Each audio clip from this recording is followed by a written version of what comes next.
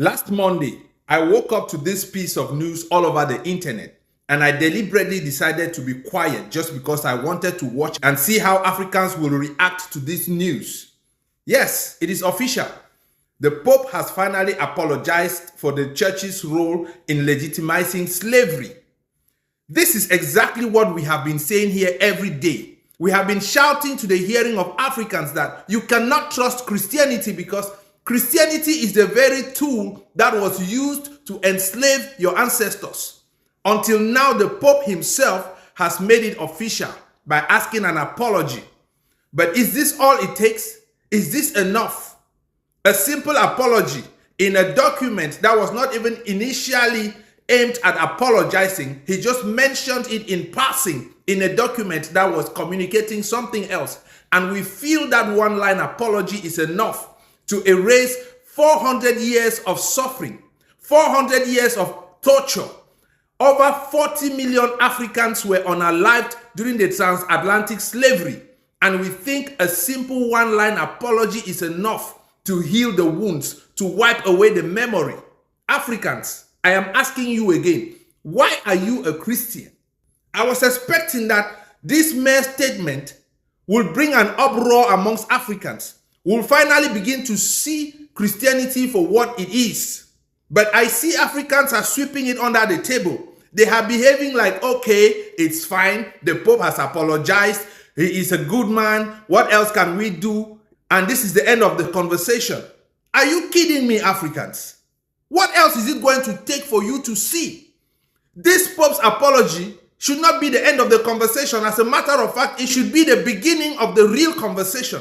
This is the point where you need to start asking yourself, if the church itself is the very institution that legalized or legitimized the enslavement of our ancestors, what is the quality of the truth that was handed to us? You should begin to open your brains and see finally that empires are not stupid. You have never seen in the world where an empire will hand over tools to their oppressed that will make them dangerous. If the slave masters and the colonizers knew that Christianity has the ability to make you truly powerful and dangerous, they would never hand it over to you. This was a time for you to open your eyes and see. I was expecting that at this point, Africans all around the continent will rise up as one man and kick Christianity out of our land because they have admitted that they are the ones who legitimized the enslavement of our ancestors. They did not just legitimize it. They provided the moral covering for these slave masters every time they committed their atrocities on our ancestors. At this point, I think Africa is waking up. Yes. And the bigger question is not simply whether an apology should be accepted. Maybe the question is, what comes after the apology? Is it education? Is it reparation? Institutional changes? What really happens? Because we want to know what happens after apologizing. When African slaves were working for them in their farms, they were not using just words. It took actions, it took sweat, and it took labor.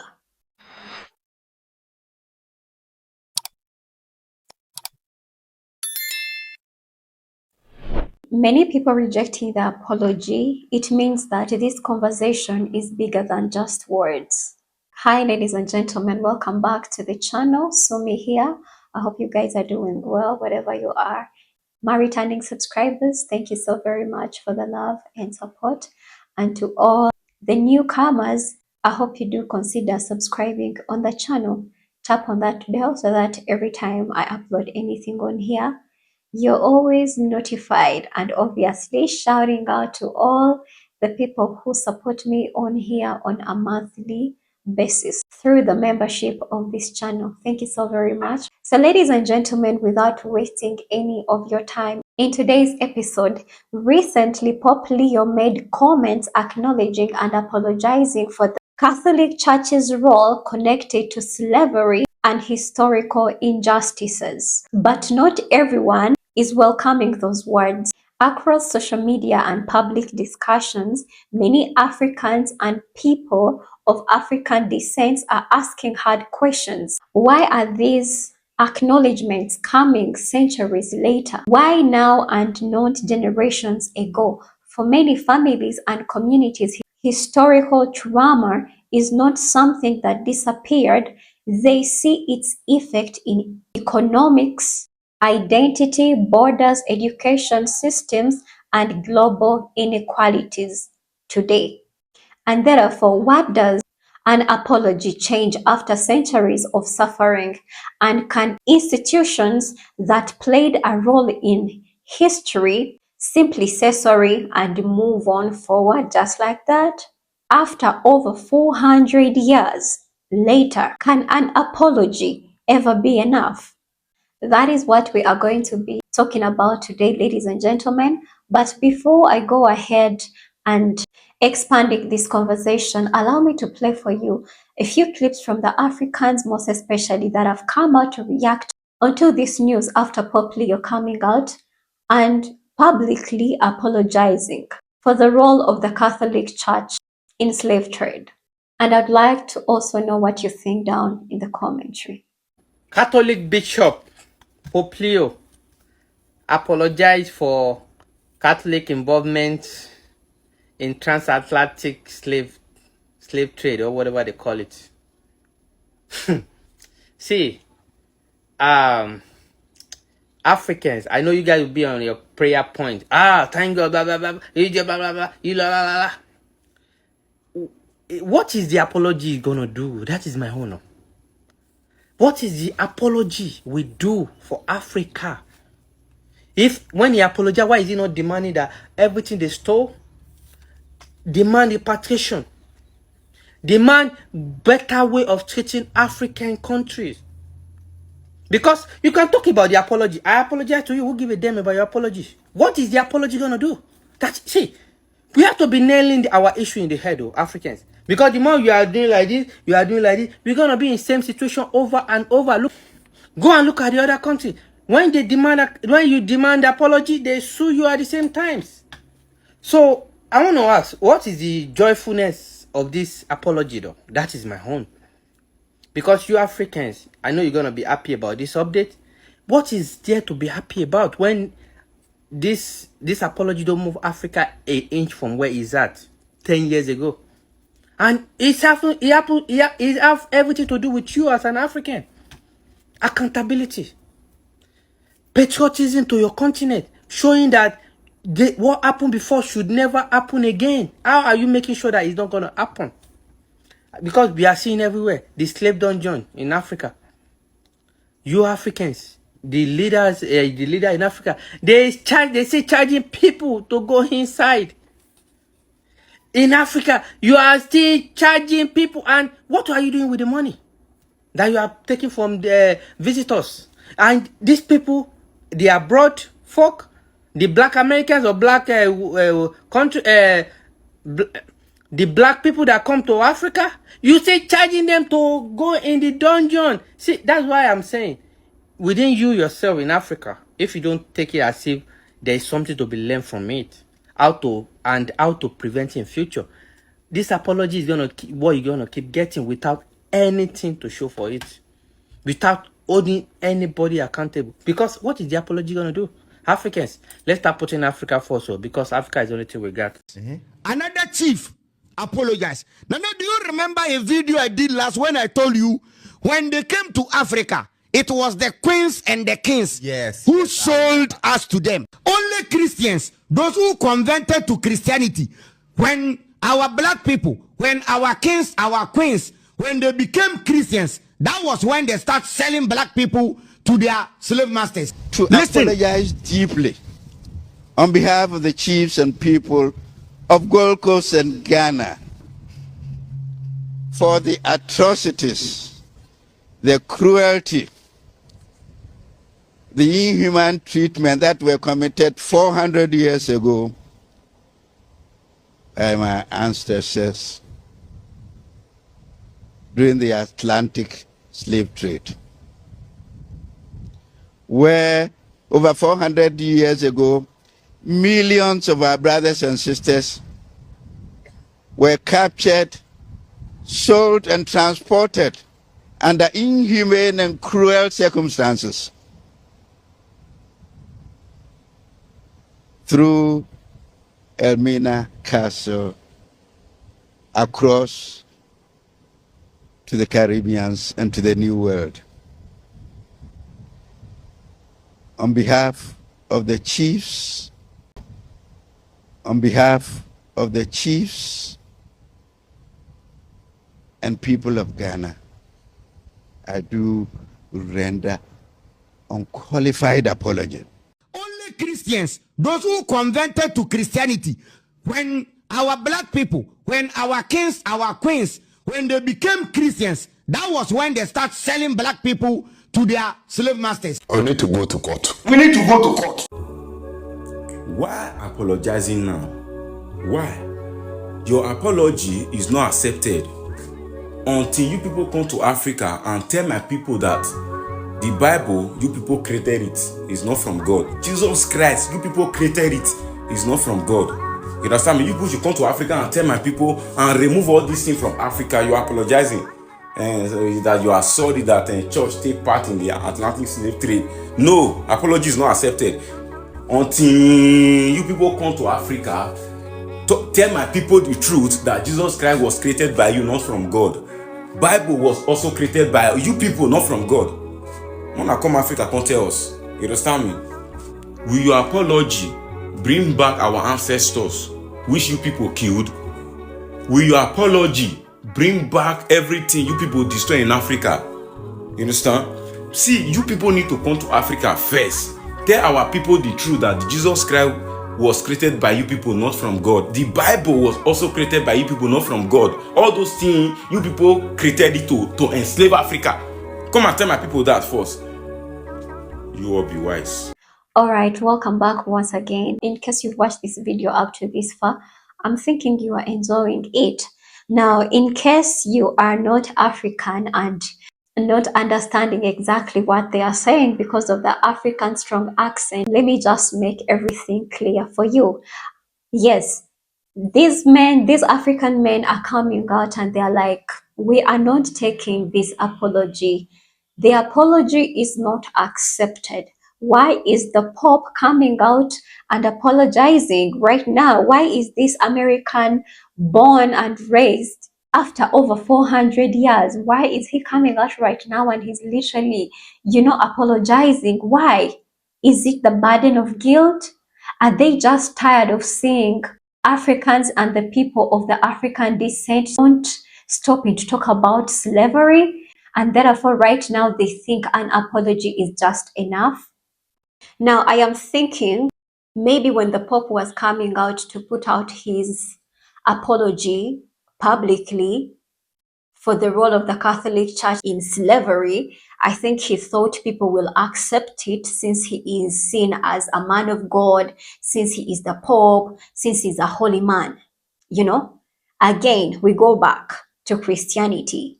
Because they think people are Christians, they have to accept anything that comes from the Pope.